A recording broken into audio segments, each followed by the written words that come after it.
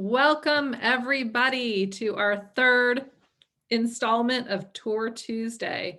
It's good to see all of you, and we've got about 60 people joining so far, with additional folks joining every minute.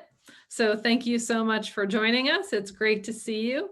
I've been getting wonderful positive feedback about this program, and people are comfortable if they can't make it to watch the live program. They're checking it out in our online library. So that's been great. Of course, as you know, I'd like to start with a poll. Before I do that, I just want to introduce myself. My name is Cebarowski, and I am Vice President of Star Tours. I am third generation owner of Star Tours, and I'm here along with my husband, Pete Borowski, who is my tech support and support in other ways as well. So thank you for allowing us into your homes or into your cars or wherever you're watching this from. So we appreciate you joining us and watching. Let's see, I'm gonna shoot for my poll here and launch. All right. Today's poll has two questions. We're going to start with STAR's tour protection plan for motor coach trips. Tell me, you can check I always buy it and find it's worth spending money to protect my trip investment in case I need to cancel. I buy it sometimes, it depends on the trip or other things, or I never buy it, but I promise to reconsider. So go ahead and fill that in, and we'll talk about that a little bit.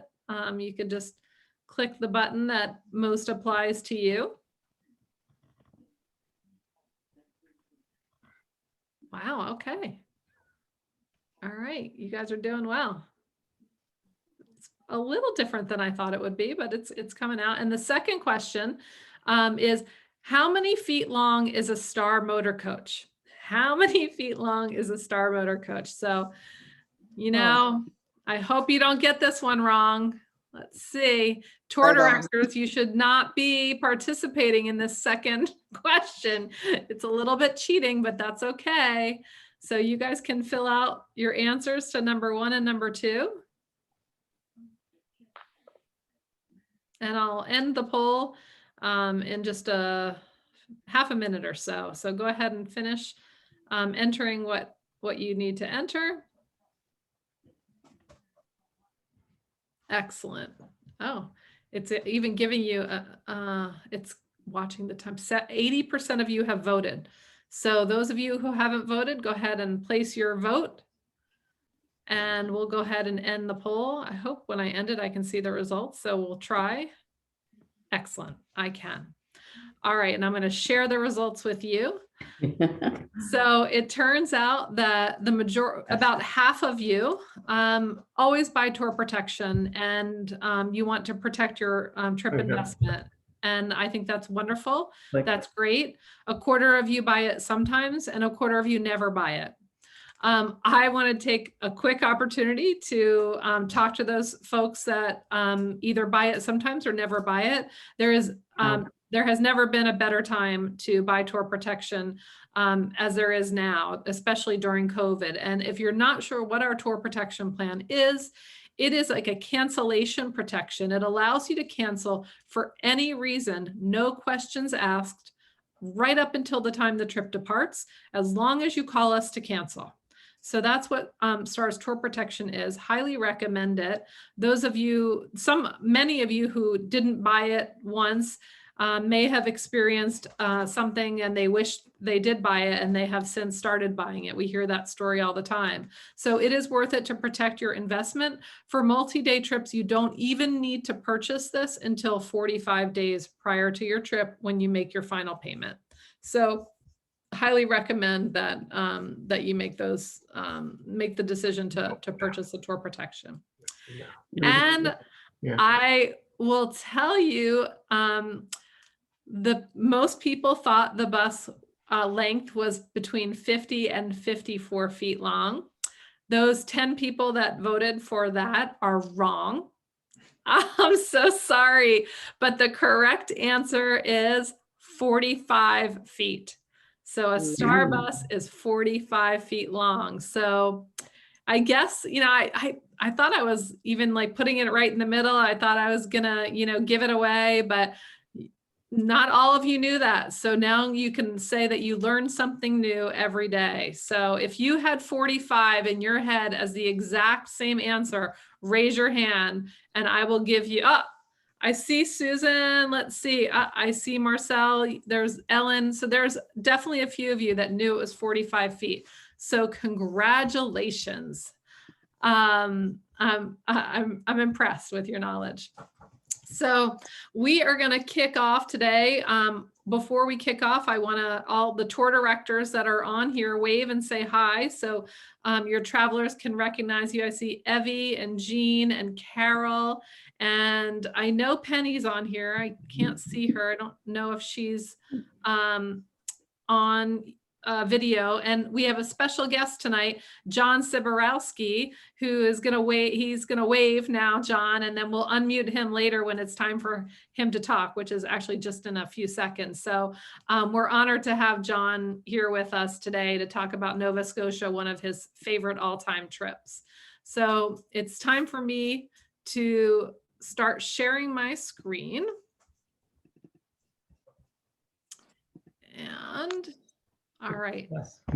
Give me thumbs up if you can see the green. Awesome. Awesome. So we're going to jump right in, and I would like to officially introduce John Cebarowski. When he comes on, John, you can unmute yourself, and Pete, you can pin him if you want. You really want me to do this, huh? I do. So welcome back to Star Tours, John Cebarowski. We are thrilled you are here. John is making a special appearance. He tried to get away from Star, but we won't let him go. When we talked about doing Tour Tuesday and featuring Nova Scotia, there was one person whose name came to mind, and that was John, because he is just a wealth of knowledge for this trip. So I'm going to introduce the trip here, and then John can talk about it in a little bit more detail. So we do have this wonderful Nova Scotia trip. It includes Prince Edward Island, New Brunswick, and of course, Peggy's Cove.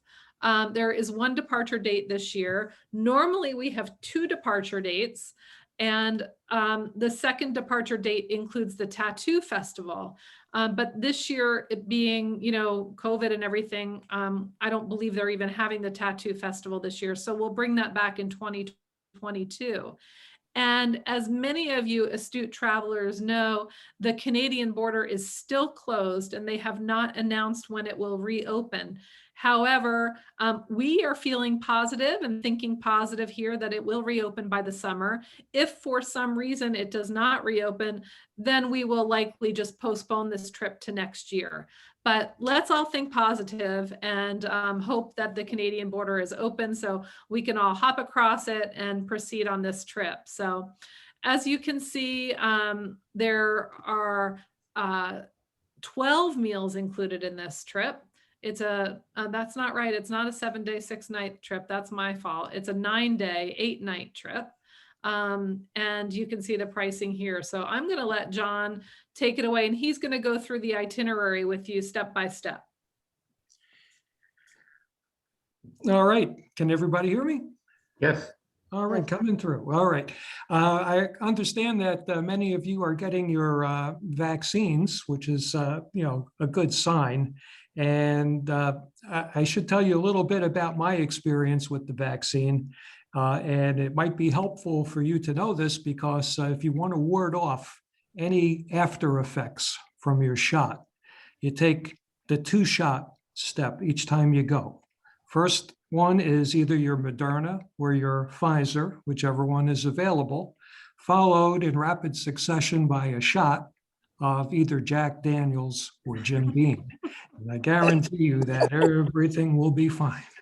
All right. Well, I know you don't want to hear about that, but let's go to Nova Scotia. As Sandy mentioned, it in 38 plus years with Star, I've done many Nova Scotia tours over the years, and there are a lot of great tours that the company has to offer. But if I had to rank a tour as being number one, this would be my number one choice. All right, it'd be difficult, but it's a number one choice. It's a wonderful country. The people are absolutely spectacular and friendly, and you will feel at home even though you are away from home. It's just, I highly recommend that you consider going. Beautiful, beautiful trip. Anyway, our first day, and this, I have to do this quickly, and it's a 9-day tour and it's packed with a lot of stuff. So let me get started on that. And our first day is a rather long travel day, but it's a very pleasant day. We are traveling from our pickups all the way up to Portland, Maine. You will put on close to 500 miles by the time you're done with day one, maybe just a little bit short of that. But you'll be riding through the beautiful countryside of Connecticut, through the Connecticut hills.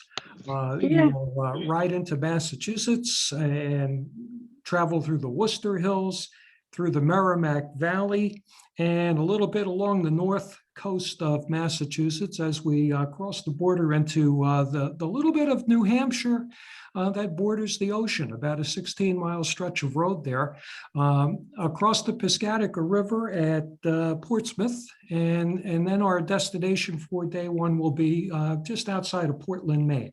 Portland is a large seafaring town in the coastal Maine area. It's a commercial port, and off and on, they do have ferry service over to Nova Scotia, but it's more often on, so we try not to depend on that. We are staying at the Merry Manor Inn, which is a very, very nice hotel, and they have a restaurant, full-service restaurant on the property. Don't have to go anywhere for dinner. It's all right there, and it's very reasonably priced, and it's just a great overnight stop. We do have breakfast the next morning. Next morning also begins another travel day. This time in the morning, we travel from Portland, Maine up to the Bangor Brewer area. Also, in the past, there was a big lumbering area, a big sawmill area. They also made a lot of bricks there. So very, very commercial town in its heyday. Today, it's more or less light industry business, and there's tourism now making inroads into that area. From there, we will have lunch in that area, and after lunch, we will travel through the logging country of Maine. We will take a Route 9, as a matter of fact, called the Airline Route. It's an old logging road. It's been vastly improved since I first started driving up and down that road, which was, partial pavement, a lot of dirt road back in its heyday. And that 90 miles seemed like 200 miles. But today it's not so bad anymore. It's modernized. It's paved all the way through. You still may run into a logging truck, but more than likely it'll be campers that will hold us up a little bit here and a little bit there. But it's a beautiful ride, beautiful scenery through that area. We will come out into the little town of Calais, Maine. Now, Calais is named after Calais, France. However, in the state of Maine, they speak a different language, as you probably already know. And they pronounce that town as Calais, Maine. And but that is our border stop. We will cross the bridge from Calais into St. Stephen, and we will go through Canadian customs. At that point, you will need to have your passports with you. That is a must for border crossings these days. It's a relatively easy crossing. That they'll get you off the bus, you'll show them your passport, they'll scan it, and you'll get back on the bus and off we go. We usually stop at the little visitors bureau in St. Stephen. We'll get some brochures, a few trinkets there that they like to pass along to the tourists. And after that, it's just a short ride, about an hour, to our hotel in St. John, New Brunswick. So even though the tour is advertised as a Nova Scotia tour, you're actually touring 3 of the 4 maritime provinces. And New Brunswick is the first maritime province that we will experience. When we get into St. John, we'll cross the mouth of the St. John River. You'll look to the right as the coach comes in. You'll see the part of the harbor and the opening to the Bay of Fundy. Be your first view of the Bay of Fundy on the tour. It'll be your first experience with those Bay of Fundy tides. They have the highest tide changes in the world. And while we might not experience the 50-foot or 56-foot tide changes from low to high, usually in the harbor, it averages about 27 to 30 feet from low water to high water. So you'll see the ships kind of like riding a watery elevator. Well, 1 minute they're floating high at their dock. Next minute they're practically sitting on the bottom of the harbor. So it's a really interesting thing to watch, and you can actually watch the flow of water from your hotel because you're right on the waterfront. You're staying at the St. John Hilton. You walk outside, there's a boardwalk that runs along the side of the hotel and behind the hotel, offering the views of the harbor. Right across the street is a market center. There are sidewalk cafes, there are indoor restaurants, lots of places in which to have dinner on your second night. You're there, in the 5 o'clock range, 5:30 range. So you'll be able to unwind a little bit that night and really relax. The hotel also has a full service restaurant that's casual, used to be formal, but they've modernized with the times. It's very reasonably priced considering where you are. And of course, everything in Canada is a good bargain because of the exchange rate. Okay, I don't know what it is at the moment, but our American dollar is much stronger than the Canadian dollar. So you still think in American dollars when you look at the menus and the prices, but sometimes you can take off as much as 25 to 30% because our dollar can be quite strong. I understand it's pretty strong right now, but like I said, I haven't seen the latest figures. The next day, which will be day 3 of the tour, we'll have a local guide. He'll be joining us. He'll step on our coach, and the city tour is about 2 hours in length. Takes us to the highlights of the city of St. John, which is the largest city in the Maritimes. It's known for the big Irving oil refinery. You might not be too much interested in that. It's where the cruise ships tend to come in. There's a big cruise ship dock that we'll go by on tour. We also will visit the fortifications on the top of the hill in a region known as Rockwood Park, and we'll see a little bit of a phenomenon known as the reversing falls in the St. John River. More like reversing rapids, but still very, very interesting to watch that. From our vantage point at Rockville Park. We'll also tour the downtown area of the city. It's a city that there's a strong influence of Scottish, English, Irish, French, and just about everything else. It's a true melting pot. And of course, we also have a stake in the city of St. John because after the American Revolution, we had a group of people that were loyal to the king. They were not welcome in our country anymore at that time, so they packed their bags and they went to Canada, and one of the places which they came to was the city of St. John. And every May, they still celebrate on May the 18th, Loyalist Day, the landing of what they call the United Empire Loyalists that came to live and set up a new life in Canada, such as it was back in those days. After our city tour, we will stop most likely at the Central Marketplace for lunch. It's everything food. I mean, you can get everything from soup to nuts there. You can bring things with you, to enjoy on the ferry crossing. You don't need to because the ferry that we are crossing is over 400 feet in length. It's called the Fundy Rose. It was built around the year 2000. It's not the newest liner on the ocean seas, but it's not the oldest, and it's in tip-top shape. They have several lounges. They have 2 cafes. They have a snack bar on top of that. There's a gift shop or two. There's a movie room on board the ship. So as you're sailing from St. John, New Brunswick, you're going to be crossing the Bay of Fundy. It's a 45-mile crossing. Takes about 2 hours and 15 minutes. You have the run of the ship during that crossing. One of the things, if the weather is nice, I recommend going out on deck, and no water skiing behind the boat, okay? But you can scan the horizon and you might see schools of dolphin swimming by. Occasionally, some humpback whales have been spotted from the ferry, and even some passing seals. So it's a great ride, and you'll enjoy that. And that brings us to our landing point, another place where the Loyalists landed in 1783, and that's the little fishing port of Digby. It's at the mouth of the Annapolis River where it meets the Bay of Fundy. And one of the things that you'll notice on our ride out of Digby, when you look at the harbor, which will be on the left-hand side of the coach at that point, you'll see what look like big wire baskets, like big circus rings out in the harbor. And what those things are, they're actually aquaculture confinement areas where they raise food fish. And it's something that started in Canada about 15, maybe 20 years ago.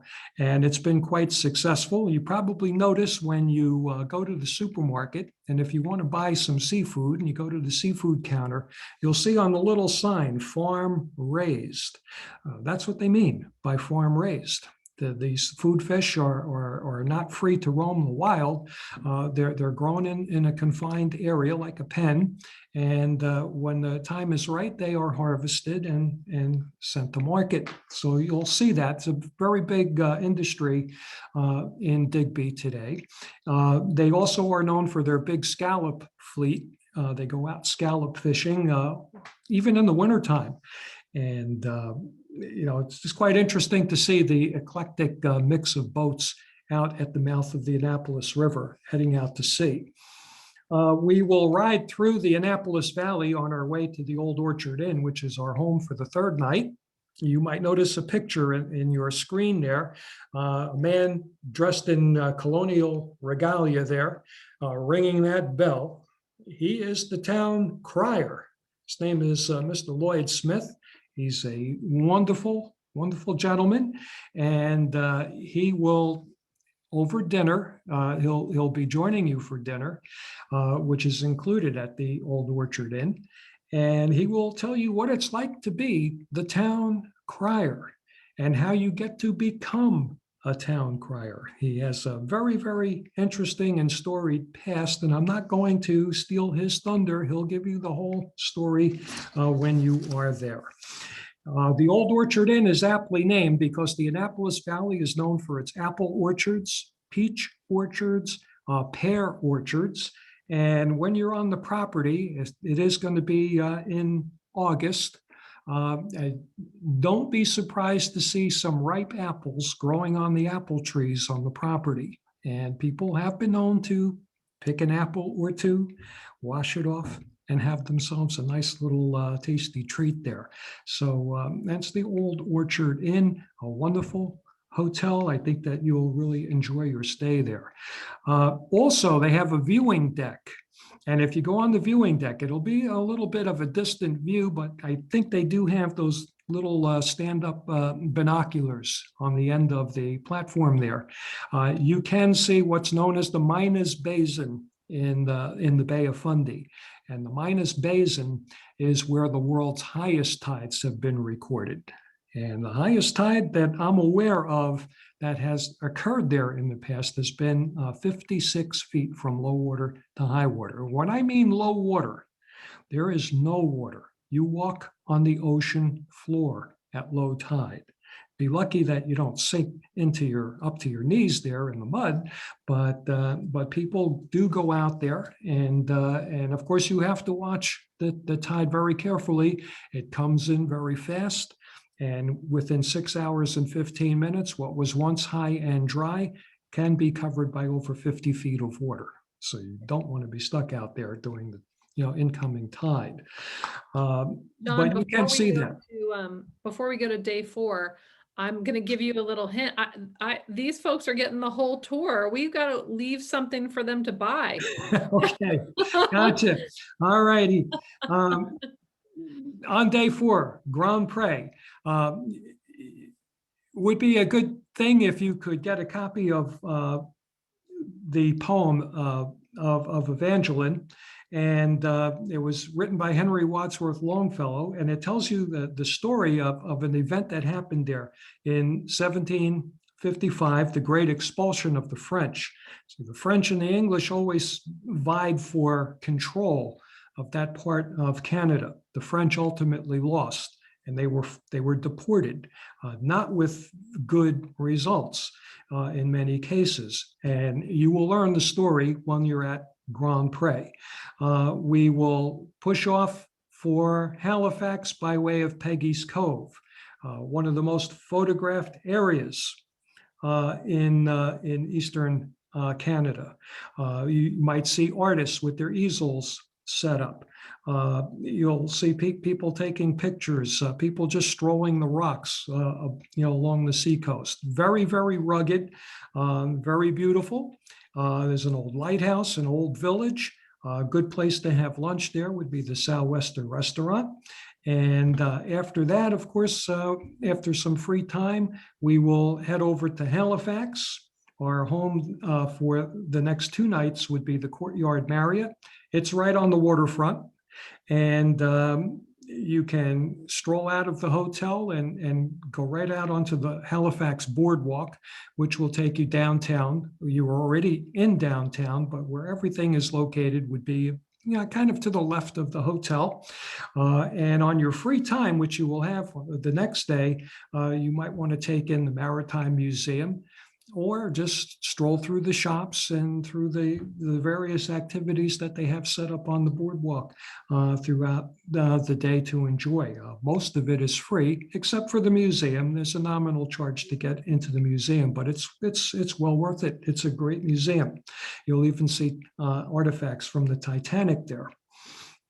We'll have a step-on guide on the 5th day of our tour of Halifax. They'll take you to the cemetery where some of the victims of the Titanic that have been recovered are buried there. So you'll visit their grave sites. You'll be taken pretty much through the downtown area, and you'll get all the history, all the geography of the city and how it grew into the city that it is today. We call it a city. It has a kind of a large town atmosphere. One of my favorite places to go there, aside from the waterfront boardwalk, is the public gardens, which you will see on tour and get an opportunity to walk through. They were put there in honor of Queen Victoria. You might even see the Duke of Kent clock, and I see a picture of it on the screen. You can probably see that thing there. They say it's round because the Duke of Kent, who incidentally was the father of Queen Victoria, when he was a youth, he was kind of naughty, and his mother was Queen Charlotte, would always make him stand in the corner. So now when he became the Governor General of Canada, and he wanted this town clock so that everybody would report to where they needed to be on time, he made it round because he didn't want to get stuck standing in the corner. So anyway, we have that. You'll have some free time to enjoy many of the sights of the downtown area. At night, you'll be going to the Grafton Street Dinner Theater. It's very, very homey, I guess would be the best way to describe it. You have professional actors and actresses. They might be doing this for fun. You have a lot of students who want to have a career in acting, and this might be, one of their first assignments to get some, experience in acting before a group of people. They do serve you your dinner, and they act in the play simultaneously. So it's a really neat thing, and it's not Broadway, but it's very, very entertaining. The food is good. I think you'll enjoy the entertainment. Have a couple of cocktails. Everything is great after a couple of cocktails when you're there. Okay, that brings us to the end of day 5. Day 6, that's when we go to Prince Edward Island. That's our third maritime province. It's the smallest province in all of Canada, but it's where Canada was born as the country that we know today. When you go for lunch, you'll be in Charlottetown. That'll not be on day 6, that'll be on day 7. Actually, I take that back. It will be on day 6. And you'll see a place called Confederation Hall. And that is where the Articles of Confederation that created Canada actually was signed. It was a 20-year process. You can actually go inside the building. I think there's a nominal charge to visit. But one thing that's free and just 2 blocks away is Dunstan's Cathedral. Beautiful, beautiful church, very, very 19th century. And I mean, you just feel the age of this building when you're in there, and the artwork is absolutely spectacular. So one thing that you can do on your free time in Charlottetown, as well as have lunch, many, many restaurants, many sidewalk cafes, and enjoy the weather. Our home for that night will be Rod's Brudenell Hotel. It's in the little village of Cardigan on Prince Edward Island. You'll check in, relax a little bit, and then you'll be whisked off to your lobster supper, another one of the included dinners. Spectacular. You'll get to sample some of those PEI, as they call them, cultured mussels. No sand or grit, because they never hit the bottom of the harbor. You'll have a lobster dinner. If you're not into lobster, well, they'll have, a couple of... A Mexican guy. So I thought they were together at first. Then I see her tag. What's that? Put this shit here. The shit goes over here. She looking something. I'm looking at her like, okay, bitch, you got one time. She worked there? She was a Home Depot contractor. You know how they okay. Stuff I was talking about. All right. Anyway, let me just finish this out. Okay, because time's running short. We go to our lobster supper. Okay, and then on day 7, after a good night's sleep at the hotel, we're off to Anne's country. We're talking about Anne of Green Gables. The buildings that you see on your screen are representative of the Campbell Farm in Cavendish. Cavendish was the birthplace and home of Lucy Maud Montgomery, who wrote all the Anne novels that all your daughters and your granddaughters, I'm sure, have enjoyed over the years. She wrote those novels from 1908 to 1920, and they became, her mainstay is what she is most known for. But she has written over 500 different books, articles, short stories, and the like over her career. She lived her adult life in Toronto, but when she passed away, she was brought back to Cavendish, and she is buried on the island. Now, you will not see her grave while you are there, but you will visit the Campbell Farm. The building on the upper right-hand corner is the museum. You'll see the picture underneath that. Mr. Campbell will demonstrate how to plant potatoes, and you can volunteer to help him out.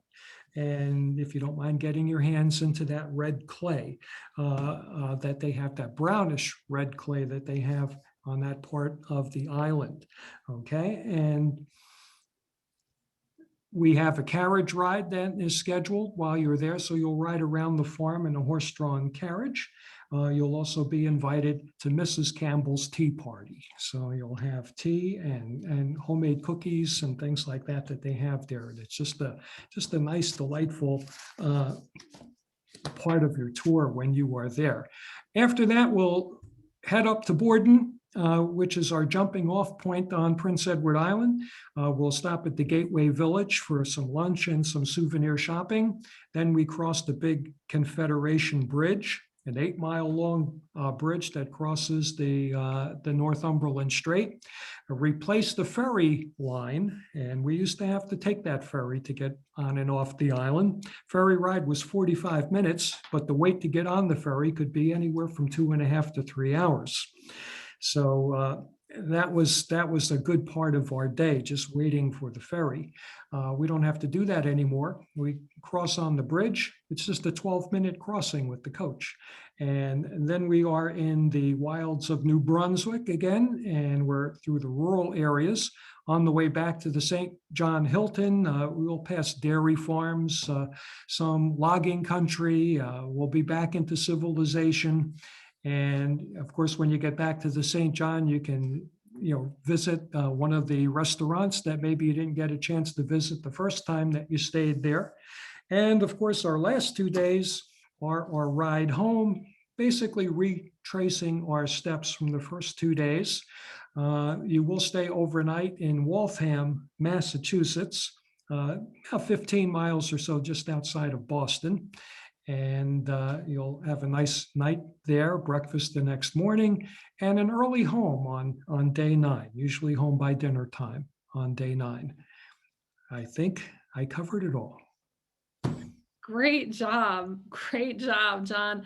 You can see that this gentleman has a lot of knowledge about this tour, and it was terrific to sort of be in your brain for a few minutes, John, and to listen to all that's, all that will happen on this trip. So if that didn't make you guys want to go to Nova Scotia, I don't know what will. Hey, I want to go. Can I go? I know. Exactly. So we're going to hold off on questions about Nova Scotia specifically to the end. We're going to start with our tour director, Gene Gray. Gene, wave your hand. He's wearing red, white, and blue, stationed in front of a very special spot in Washington, D.C. And I'm going to share my screen, and we're going to jump right into talking about Washington, D.C. Gene, you can unmute yourself. And before I turn it over to our tour director extraordinaire, Gene Gray, we do have 3 multi-day trip choices. If you would like to see DC and stay overnight, our first choice is our Washington, DC, our nation's capital. Our second choice is Washington, D.C., 4th of July. And our third choice is Washington, D.C., African American history. All wonderful options. And I'm going to let Gene we'll start talking about the hotel, since all of those trips have one thing in common. It is the hotel, and we stay at the Hyatt Centric. So we'll talk about the hotel, and then we'll talk about the itineraries for each of those trips right after. Thank you, Sandy. Hi, everybody, and I hope that you're enjoying this presentation. I want to go to Nova Scotia as well. The Hyatt Centric's Arlington Hotel is slightly outside of Washington, D.C. It's within a 10-minute bus ride, and it's 1 metro stop into the city. But we have the bus, you don't need the metro stop. The nice thing about that is there's so many places to eat and to choose from. For example, the City House restaurant is right in the hotel. And then a short walk outside of the hotel are ale houses and Mediterranean and Japanese fare. And there's even across the street at the metro stop, you can go down and there's a host of fast food places to eat as well. So it's a really outstanding hotel. Excellent. Okay, continue. Okay, great. The first of the 3 I'm going to talk about is the Washington, D.C., our nation's capital trip. It's a 3-day trip, and you can see the prices. It does include 2 breakfasts. Now, what we do is we basically, the first stop really is to the Kennedy Center. And that's where the Kennedy Honors is every year. I believe it's in December. It shows on television. And you go on a 3-hour tour after a delicious lunch on the top floor, which is first. And then we have our 3-hour tour. And the tour takes us throughout the Kennedy Center, including the special box that the president sits. So you get to see that. Very interesting. and there's also a bridge or an outside where you can see beautiful views of Washington, D.C., a photographer's haven. And that night we come back to our hotel, the Hyatt Centric in Arlington, and then we get on our bus and we do a twilight ride through Washington, D.C. for about an hour and a half. And the nice thing about that is we get to see what Washington is like under the stars with the lights. And, we mostly do day trips, but that's really beautiful to see how Washington is lit up at night. After a very nice breakfast at the hotel, we then get on a bus and we see a 4-hour guided sightseeing tour of Washington. And here is where you will be able to stop. They stop at the FDR Memorial, the Martin Luther King Memorial, and many other places where you can actually get off the bus and take some pictures. And then they let you off right at the Smithsonian Institute. And you have, then you can go for lunch in one of the buildings. The Smithsonian Institute is the most magnificent museums I've ever been to. And being that you only have a couple of hours there in the afternoon, I highly recommend that you're not going to see all 4 of these, but to choose among these 4 to start out with.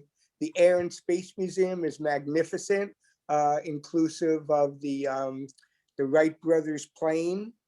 The Spirit of St. Louis, not the Wright brothers, the Spirit of St. Louis plane, which was also the American History Museum, which has all the American culture, including the shoes that Dorothy wore on The Wizard of Oz that she clicked 3 times. I want to go home. I think they're the ruby slippers. And they have Howdy Doody there, one of my heroes as a kid. The Natural History Museum has the dinosaurs and everything about the natural history. They have all kinds of rocks and minerals and diamonds and things like that. And then the Smithsonian Castle is the 4th one I'd recommend. That is where John Smithson's crypt is located. He's actually buried in that crypt. He's the one who was English, who never came to America, but when he passed away, he bequeathed all his money to America to start the museum. So very interesting. And the reasons why he did it will be explained on the trip. So a little tease. Yeah, you're teasing them. I love it. Yes, yeah. Then for dinner that second night, you have a choice of either staying at the hotel and doing the choices at the hotel, or the bus will drive you into beautiful Old Town Alexandria, right on the shore. They have the most delicious seafood restaurants there, lots of nice walking in the park, and it's absolutely beautiful. So that's day 2. Day 3, after a wonderful breakfast again, we then take a ride to Arlington National Cemetery, and you take the trolley ride there. I recommend that you get off at 2 stops at the Arlington National Cemetery. One is John F. Kennedy's gravesite, and the other is the Tomb of the Unknown Soldier, of course, and see the changing of the guard ceremony. To finish up the trip, we go to the Air Force Memorial in Arlington, and then we have lunch and we're on our way home. And that completes a beautiful 3 days of touring Washington, D.C. The second trip that we're offering is 4th of July, and I believe this is a new one. 3 days, 2 nights again, 2 breakfasts, 1 lunch, and you can see the prices there. We stay at the same hotel, all 3 trips, by the way. We have, instead of going to the Kennedy Center, we have lunch at Carmine's on our way in. And then we visit the National World War II Memorial. We get off the bus and see that in detail. And then we're driven to the Franklin D. Roosevelt Memorial, get off the bus and experience that.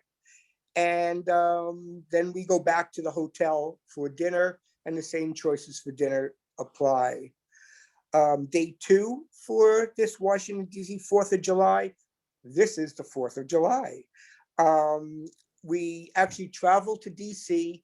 and off the Great Mall, there's a big parade from about 12 to 2, and we get to see the 4th of July parade. And then the remainder of the afternoon after the parade is you can spend time at the Smithsonian. And once again, I recommend those same 4: Air and Space, American History, Natural History, and Smithsonian Castle. But you'll learn that there are many more choices as well. Then after that, we return to our hotel, we have dinner, and then come darkness, we're off to the Air Force Memorial in Washington, which is high up on a hill. Oh, there it is, overlooking Washington, D.C. And you can see the you can almost see the fireworks going all around from there. And that's the view that you're going to have. Without the clouds, it's going to be a beautiful day, a beautiful evening, guaranteed. Well, I hope so. Day 3, after we finally handle the fireworks and return back to the hotel, we check out, and then we go back to Arlington National Cemetery for the trolley ride. And once again, I highly recommend at least the 2 stops of the Kennedy Memorial, the Kennedy gravesite, and the Tomb of the Unknown Soldier changing of the guard ceremony. All right, the third offered by Star is another magnificent trip. This is the African American trip. We start off by having lunch at Buca de Beppo. Oh, I'm sorry. Yeah, the price is over there, and I don't know if you want to go back to that, Sandy. Yeah, Okay. we do have 2 breakfasts, and you can see the prices there. So this is only a 2-day trip, not a 3-day. And then we have a 4-hour guided tour of African American culture. And in that guided tour, you're going to be seeing such things as the African American Civil War Memorial, the Mary McLeod Bethune statue, the Lincoln Emancipation statue, Martin Luther King Library. You're going to pass through Howard University and the Martin Luther King Jr. Memorial. And you'll be getting on and off the bus at certain stops for pictures. Following that 4 hours, we go back to the hotel. And again, it's the Hyatt, the same hotel in Arlington for those same dinner choices. And then on day 2, after a delicious breakfast, we check out and we visit a whole day for the National Museum of African American History and Culture, which is part of the Smithsonian, but you can't go in there unless you have a ticket. And when we go to the Smithsonian Institute, the other museums, we don't provide tickets for that, but here you'll have a ticket for the Museum of African American History and Culture. It is so magnificent, it's breathtaking. I recommend that you start in the lowest level, the basement, and work your way up. And that way you'll get the full experience from the founding of America and the history of Black Americans, African Americans in this country. We'll have lunch on our own, and then we'll be heading home. We have many day trips that are offered. The Holocaust Museum is one. That's the one yours truly is leading later on in the year. That's in August, I'm leading that. We have single days to the African American History and Culture Museum. We have a single day to the Museum of the Bible, to the National Zoo, and then single days to the Smithsonian Institute. And those days we leave early and we come back late. So it's a long day out and it's a wonderful day. You don't get as much, of course, as the overnights, but you get a really nice taste. Excellent. And by the way, greetings from the Lincoln Memorial. That was excellent, Jean. Thank you so much. We had a lot to say about Washington, D.C. there, and Jean did it in record time. And hopefully it gave you all a good flavor of what we offer as far as the multi-day vacations or the day trips. The day trips are long days. So, they're great. They're a little less expensive, obviously, but you certainly don't get the feel and flavor of Washington, D.C. on a day trip that you would on a multi-day trip. So I would like to see if any of you have questions regarding either the Washington, D.C. trip or the Nova Scotia trip. So if you have questions, you can unmute yourself and go ahead and ask them. We'll try to do one at a time as best as we can.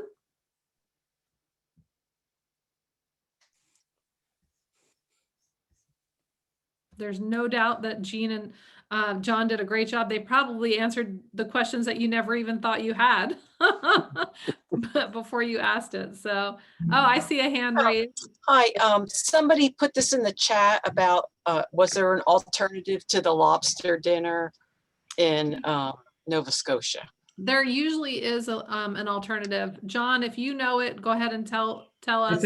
I think there's a roast beef, which is somewhat like a prime rib. And there's also, I think, a chicken dish that they offer. And then one other question. Thank you, John. One other question about, I see there's a lot of one night hotel stops. So how is that going to work with our luggage? I know that you usually just want to take an overnight bag, but then like how are you going to get at your other stuff? You don't want to be wearing the same outfit like 3 days in a row, I don't think. So how does that work? We have luggage handling at each hotel. Your luggage will be offloaded off the coach, and the hotel personnel will bring it to your room.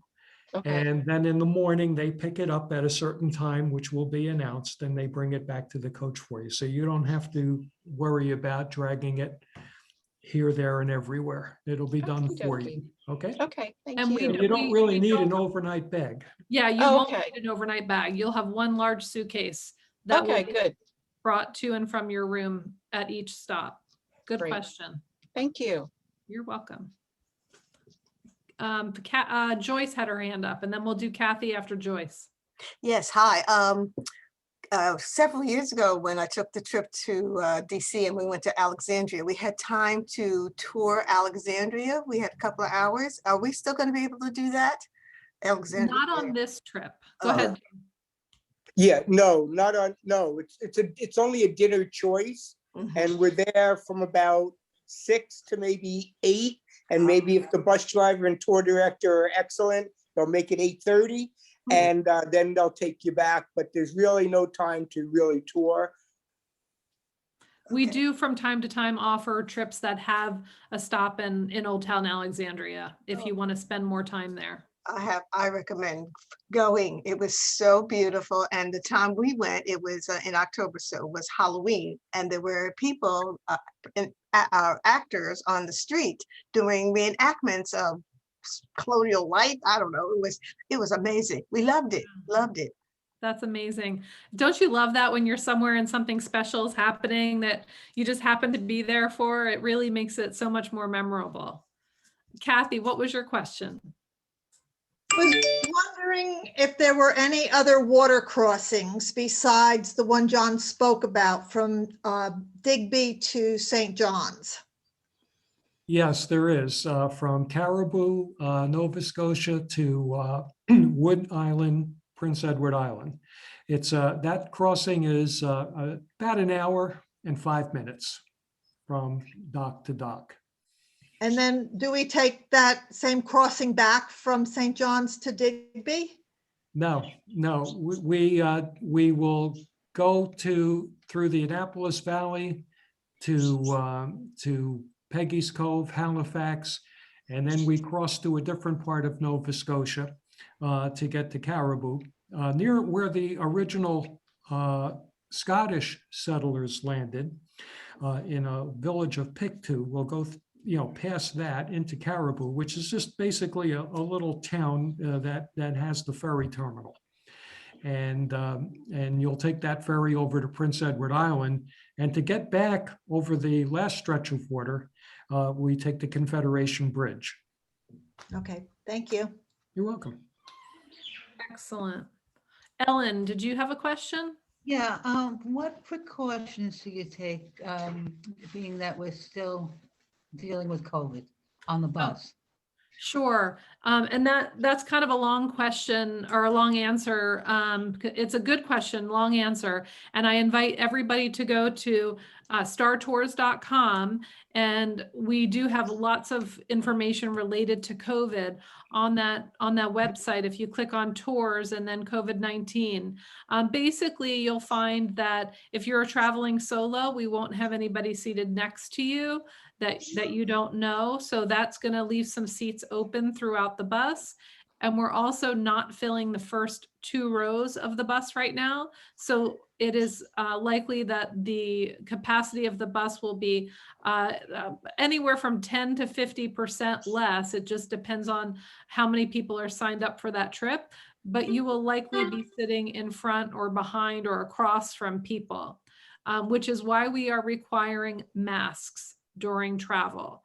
So we require you to be wearing a mask on the bus while the bus is moving, and even between sips and bites of your drinks and food.